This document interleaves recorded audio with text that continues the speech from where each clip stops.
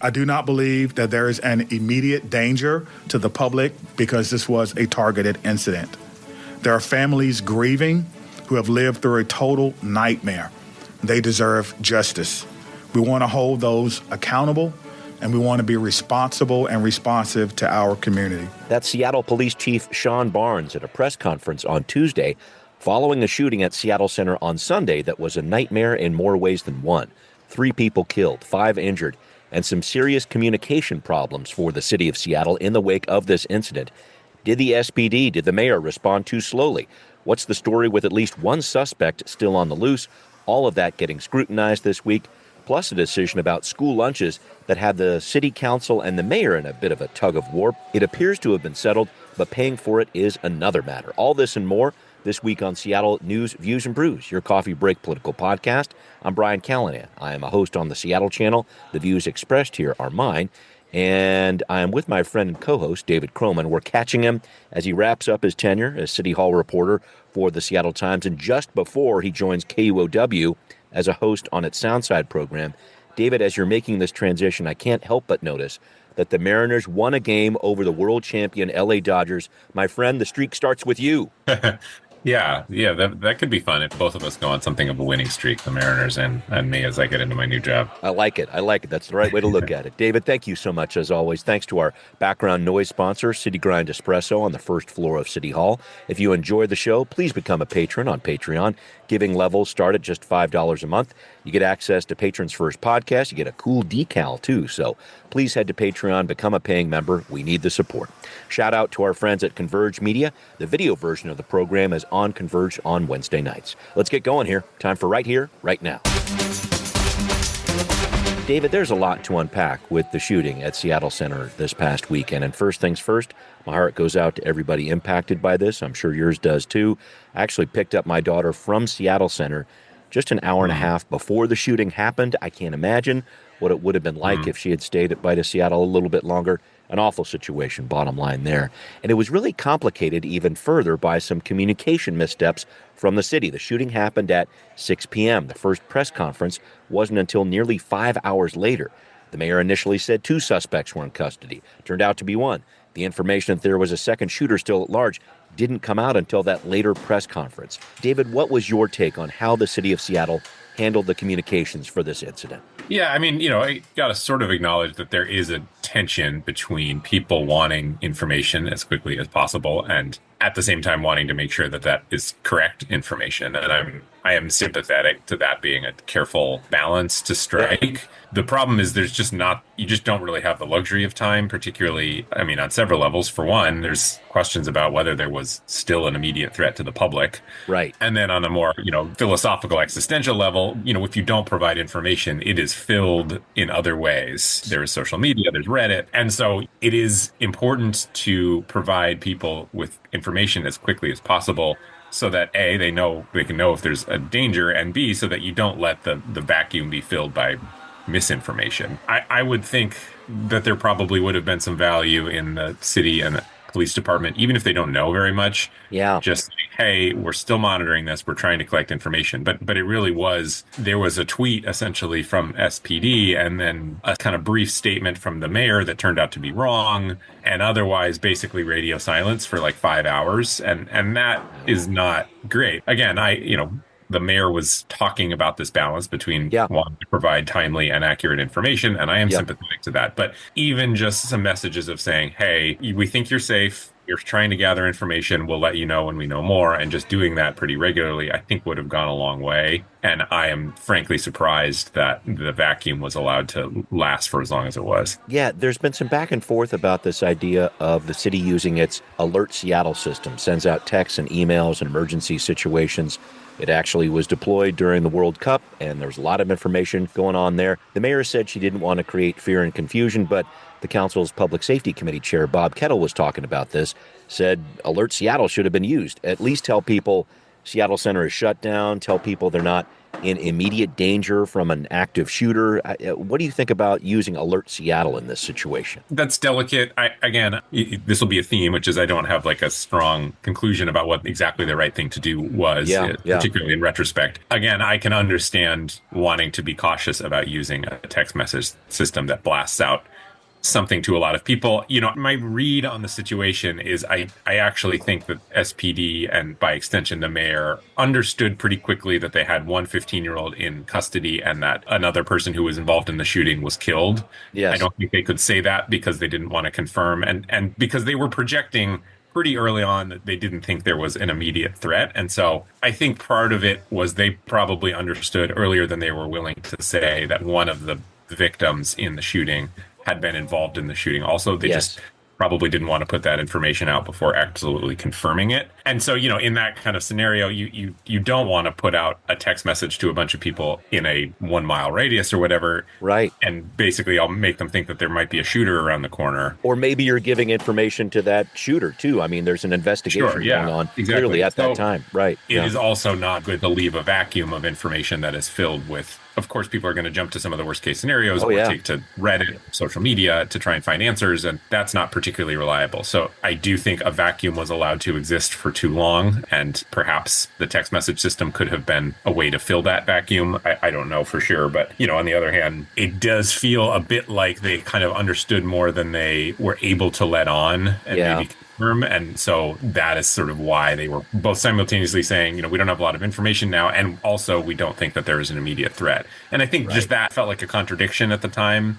I think, again, that was just a reflection of they knew more than they were able to publicly say. But I do think the communication around this whole event was problematic.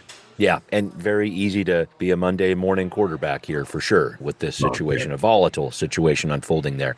I did want to talk about the fact that Chief Barnes was actually not in town. He was at the National Organization of Black Law Enforcement Executives Conference in Dallas. Do you think that had an impact on communications? I've heard a few people at the city say, nope, the SPD's got a really robust backup system for that. There was somebody in charge here, but having the chief not in town, help me out with that part of it. What do you think about that? Yeah, I mean, frankly, I don't know because it's not like Sean Barnes is tasked with directing all operations at all times. I mean, it is a police department. There is a pretty clear hierarchy and delegation of duties. And so I don't know that him being in town or not would have affected sort of specific order of operations. That said, like his job, if we're talking about how things were communicated, in some ways, the primary job of the chief of police is to be a conduit between City Hall, the police department, and the public. Because, in a lot of ways, people don't think of it in this terms, but in a lot of ways, it's a pretty political job. Oh, yeah. You don't want to expect that there's going to be a political aspect to a mass shooting like this. But there always is. Always is. When we talk about politics, we're talking about how messages are being communicated, who's talking to whom, how you package and deliver that message. And, him being out of town makes all of that more difficult, even if the kind of behind the scenes basic order of operations was proceeding as you would want. I haven't heard any indication that SPD's actual response to the event was problematic. It seems like they were there and detained one of these people pretty quickly. Seems like there was a pretty quick response. They didn't need to fire any shots. So that's all good. But it's just the communication, and how the order of events was conveyed to the public and perhaps to City Hall. And that should be Sean Barnes' job. Yeah, that's definitely going to be part of the investigation going forward here.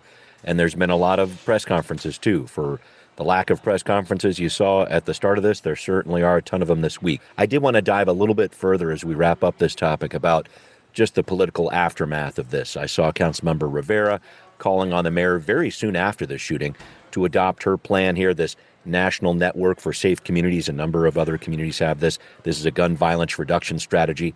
I was trying to look big picture here. I'm just wondering how much the Seattle Center shooting will impact the discussion about public safety, police hiring, and gun violence this fall. What do you think? Yeah, I mean, in situations like this, there tends to be sort of two levels of reaction. There's on the one hand, some of what I think Councilmember Rivera is getting at, which is underlying causes, root causes. We're talking about young people here. Why would a 15-year-old feel the need to bring a gun to a major event and Yeah. shoot it at somebody. What in the system kind of went wrong that allowed that to happen and made him be in that place at that time. Yeah, there's some ghost guns involved as well, which are scary to think about. Keep going. And when we're talking about that, we're talking about, did this individual get what he needed in school? Did he get what he needed from employment programs? And there's that kind of root cause piece. And then the other layer is the more acute side. We're talking about number of police officers, cameras, that kind of more immediate public safety. And Yeah. I think Mayor Wilson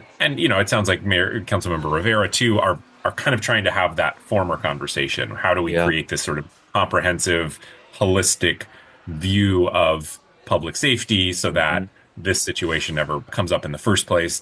I think some other council members, perhaps like Bob Kettle, are going to want to have a little more of the more acute conversation around cameras, around metal detectors at public events, around police response, and frankly, around where Sean Barnes is. Yeah. So there's kind of two lanes of conversation that are going to be happening, and neither of them are particularly easy, but they are slightly different. No, I would say so too. It makes me think so much of the discussion we always have about homelessness. Certainly, how do you treat this in the long term? How are you trying to get people inside? But then the acute need of how do you get people inside tonight? I mean, these are the type of things that the council deals with all the time. And I don't know, just some final thoughts on this. This was an awful situation, and I'm looking for the council and the mayor to provide some leadership. The police department, too, going forward here. There have been shootings at Seattle Center before. Not that that's a good thing, but I'm wondering how this affects just the city of Seattle going forward. This is a big moment for the mayor. It is a big moment for the mayor. And, obviously it's heartbreaking. It's also frustrating and because up to this point, it is important to remember it has been a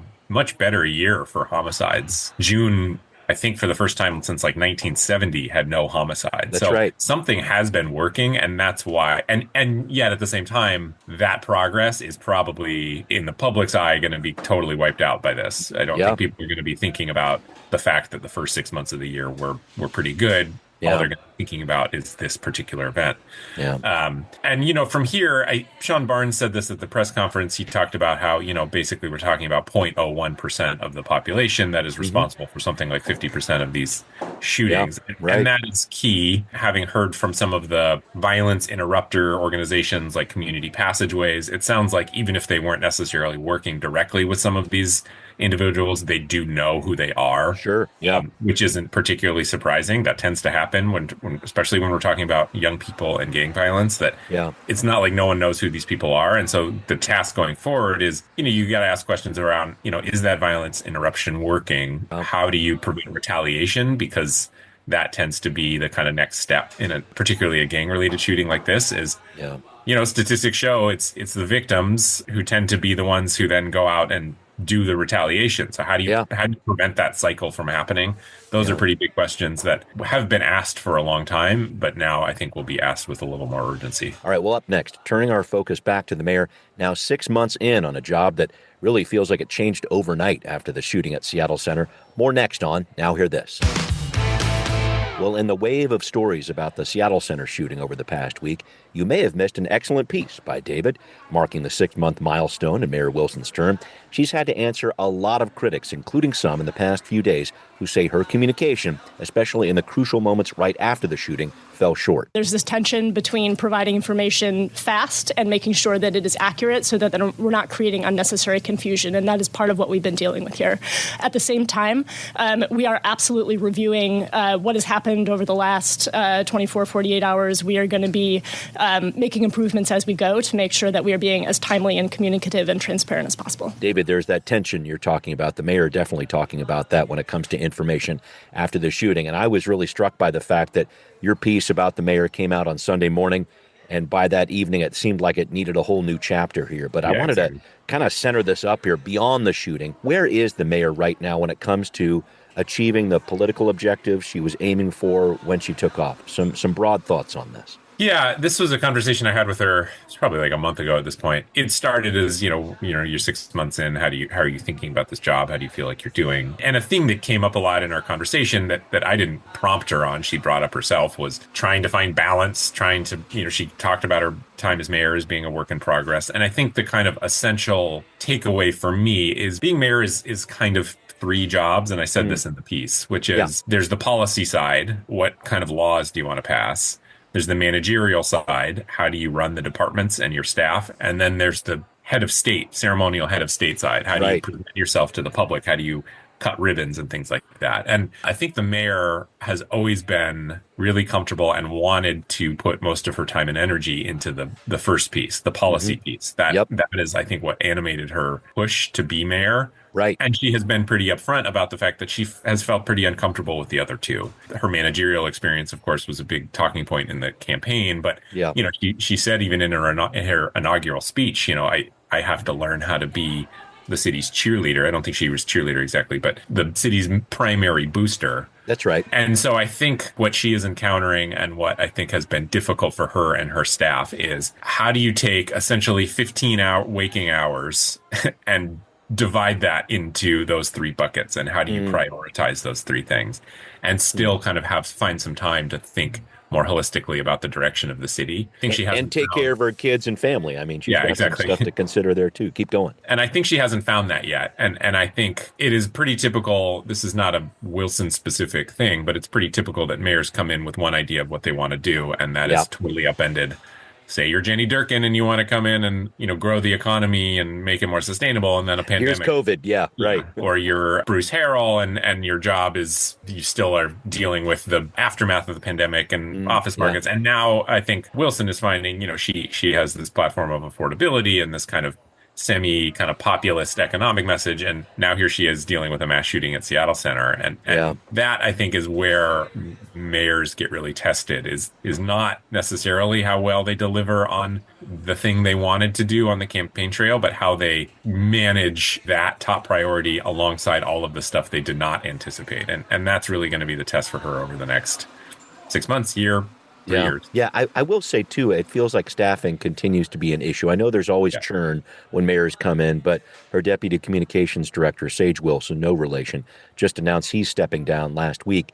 Are we going to see more churn when it comes to personnel? I was trying to look at that and maybe some of the other bigger specific challenges ahead for Mayor Wilson. Yeah, there's always churn in mayor's offices, but I would say that usually comes maybe at the year and a half mark. The fact that Wilson has seen so much churn in 6 months, 7 months, essentially, I do think is unique. And there are two ways to look at that, depending on how you ask. On the one hand, she's not set herself up well or surrounded herself with the right people, and that is problematic. The other piece is she's being decisive and trying to get things right early on. Of course, she prefers the latter explanation. Some of her critics prefer the former. It's tough. I could say some things about each individual that has left or changed positions that I do think there are nuances to each person there. Sure. But when you add it all up together, it does paint a picture of, back to my piece, which is a mayor who's trying to figure out exactly what this job is and who she needs to be around to succeed at that. And it's pretty clear that she has made some pretty early on realizations that some of the folks she surrounded herself with were not necessarily on a personal level, because we are talking about some of her friends and people that she's worked with for long periods of time. But as far as a professional level, coming to the realization that not everyone around her is who she needs to be around her. Yeah, very good point. I did want to talk about another back and forth between the mayor and the city council that took a few different turns last week. So first, the council said, all right, the mayor's plan for universal free lunch for all school kids, let's delay that a year and put resources towards this voucher program to help kids with food who are really in need over the school year breaks and weekends there. But then the council said, hey, you know what? Actually, let's do universal lunches too, and we're going to figure out where we're going to get the money, facing a $175 million deficit. David, this was a bit of a seesaw of public policy here. Before we talk about the money, what the heck happened here? I think what happened here is, despite some of the sort of top line views about what certain council members weren't doing around free lunches, I will say I think the debate here is pretty good faith. I think there is certainly a legitimate argument to not set up the city to fund a program on a resource that's not necessarily guaranteed going forward, because and that was the argument was, hey, if we fund school lunches from this pot of money and anticipate that it's going to be replaced by the millionaire's tax in 2 years, what happens if the millionaire's tax doesn't survive, and then we have to decide whether or not to cut this program or not? That's what I did. The other piece, of course, was we don't want to wait around for 2 years before the millionaire's tax kicks in to start providing school lunches. So that's all to just set the stage that I do think despite some of the reactions, there are pretty good faith arguments for both of those positions that can be Okay. made. I think this is a council that wants to see itself as being more fiscally responsible than Yeah. councils of the past, and they are very hesitant to set up long-term programs on short-term funding. Yeah. And so they ultimately decided to cut the free school lunches from the spending plan, which relied on the education levy. But Yes. the politics of it were so intense, and I think pushback and the perception of what they were doing was so intense that they wanted to fill that gap. And so now they're saying, rather than fund school lunches out of the levy, which we don't think is sustainable, we're going to find money from the general fund, and that will then be an ongoing source of funding in the event that the millionaire's tax Yeah. is struck down in court or at the ballot. Right. The problem there is the council is always pretty loath to obligate funds before the kind of larger budget discussion because Yes. it essentially narrows the conversation they can have in the fall. And that's particularly true when there are massive deficits as there are right now. So I think that the mayor kind of surprisingly actually came back at that proposal saying, if you want to do this, you got to find cuts. Yeah. And that's not great either. So I saw that social media post. Yeah. Keep going. kind of leaves the whole dynamic in an interesting situation where I guess school lunches are going to be funded, but because it is not coming out of the levy and it's going to come out of the general fund, that almost guarantees that it's going to come at the expense of something else. Yeah, that's going to be the big question this fall. All right, well, coming up, a big decision on land use appeals makes its way through the city council. Find out more on What's Next. Well, a close vote on the city council that might have been our top story any other week. Councilmember Eddie Lynn's proposal to stop allowing people to file environmental appeals using the city's hearing examiner passed by a slim margin, 5-4. Lynn, Dan Strauss, Dion Foster, Bob Kettle, Alexis Mercedes Rink were the yes votes. Councilmembers Juarez, Rivera, Hollingsworth, and Saka said no. We've talked about this on the podcast. Councilmember Lynn himself joined me for a Patrons First episode not long ago. If you want to check that out, please do to get some background. So with this legislation, people can still file appeals, but now they will have to go through the King County Superior Court or the state's Growth Management Hearings Board. Councilmember Lynn said this was about streaming housing production so that easily filed appeals wouldn't get in the way. Others saw this as a blow against the public's right to speak out in the environment.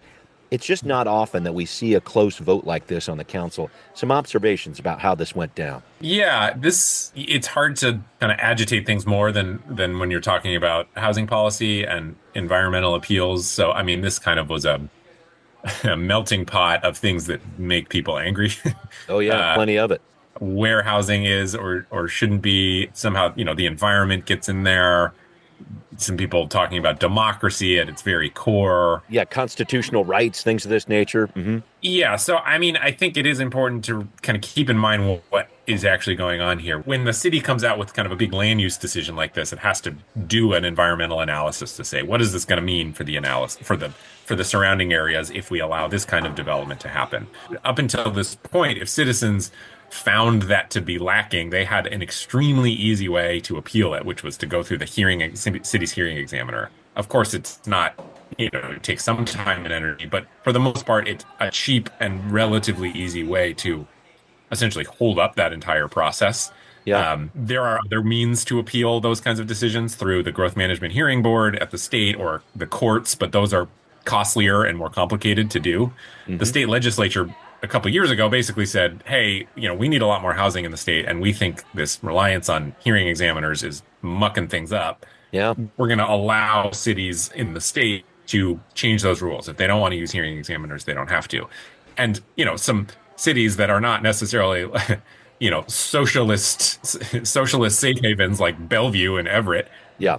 made that decision. They did away with those hearing examiner appeals. Mm-hmm. And so Seattle is, the argument here is Seattle is just kind of bringing itself in line with what the state says is a good practice to allow for more housing to be built and to be more in line with surrounding cities. It does, though, take away an avenue for people who feel concerned about the level of rigor of environmental analysis that's done around land use decisions. And so, by definition, it is making it less easy for you or I to appeal these decisions. And for the most part, these kinds of appeals tend to be in the let's slow down density ilk, but not entirely. The people who want to see more housing built in SoDo also have an appeal to the That's hearing right. because they think that the city's proposals preclude more housing in SoDo in an unfair way. So it's mostly towards the kind of or let's slow down growth crowd, but it's not uniformly. So, this becomes a tense debate because of just what it gets at and the fact that people see it as something that they might see and in the lot next door to them. And as a result, people get really agitated. Yeah, well, the result of this, will it improve housing production? I know that's what the city wants. That's what Councilmember Lynn wants. Do you have a feel for that? I mean, it's hard to say that it wouldn't because if you look at, and I'm not entirely sure what this new bill means for the outstanding appeals that are in progress right now. Maybe I don't think it affects those that are in progress right now, if that's what you're saying. Okay. That is my question. I don't know the answer to that. But if you look at what the city is doing right now for development, it's doing this comprehensive plan in stages. Yes. It already did its first stage, which is, we're going to allow more density in historically single-family neighborhoods, and then we're going to draw some boundaries around these new neighborhood centers and corridors where at the next phase, we will implement some new zoning changes so there could be more density in these particular areas. So they've drawn these boundaries, but they have not yet actually done the zoning changes that allow for more density there. That's what they were working on. But as a result of these hearing examiner appeals, that's getting delayed until easily into 2027. Yeah. And then there's the cascading effect from that, which is it means that it's going to be slower for the city to take the next step. Yep. And by the time, we have Mayor Katie Wilson saying, I want to have this policy agenda that's taller, denser, faster. Yes. At the pace that they're moving right now as a result of the hearing examiner, that's probably never going to come up in her first term. Or if it does, it's almost certainly not going to be passed into law because of how easy it is for these processes to get delayed. So you can argue, it's fine to argue that these hearing examiner appeals are worthwhile and it's good for citizens to have a voice in the process or whatever. But the reality of the situation is it does mean that density and development that might have otherwise happened will not happen, or it will at least will not happen on the, anytime soon. Yeah, and it's important to point out some of these different projects going on, like out at Magnolia at Fort Lawton. That is still tied up in a dispute of this nature. So there's a lot going on. Burt Gilman Trail. I mean, there's a lot happening here, and I know that Councilmember Lynn is very focused on trying to keep these projects moving forward at a bigger level here. But David, we do need to wrap up our last show together here. You're starting a new gig at KUOW. Very excited for you. I'm hoping we can reconnect in the future somehow, some way. And folks, David has been on the show since January of 2022. He's put up with me for roughly 230 episodes. Wow. Man, I got to say thank you. It's been really great working with you. No, it's been great, and I really appreciated it. And it's always fun to do this every week and talk things through with you. And I'm genuinely sorry to leave, but, I think transitioning to a new job, I want to kind of put all my energy into that and becoming good at that. But hopefully you can have me on as a guest in future episodes. That sounds like a plan, and a lot of our patrons give their thanks to you too, David. So thank you, David Croman. You're a rock star. Thanks to everybody listening to Seattle News, Views, and Brews, where you can always find out what's brewing in local politics. Become a patron to access Patrons First podcast, and please check out Seattle News, Views, and Brews on Patreon. Pledge $5 a month or more. Thank you very much for the help. Great to have you listening to this podcast on Apple, Overcast, Spotify, wherever you tune in. Thanks also for watching on Converge Media. We will see you next time. Seattle News, Views, and Brews is an independent production of Callanan Media Services. Copyright 2026.